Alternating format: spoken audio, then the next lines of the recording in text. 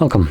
In front of me is a CUBOT R19, and today I'll show you how you can put the device into safe mode.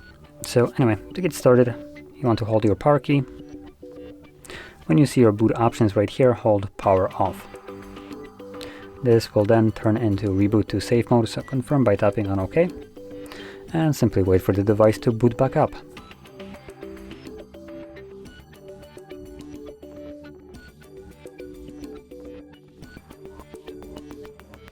And as you can see, now the device is back on.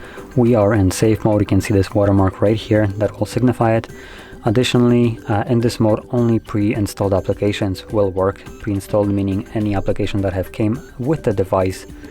Anything that you have installed yourself will basically not be able to run. So if you will try to open it up, it will just give you a message that this app cannot work in safe mode. And additionally, you can also see that widgets don't work here. Anyway, that is how you boot into safe mode, and to leave this mode, all you would need to do is hold power key and select restart. Once the device reboots, it will go back to normal mode. So that being said, if you found this very helpful, don't forget to hit like, subscribe, and thanks for watching.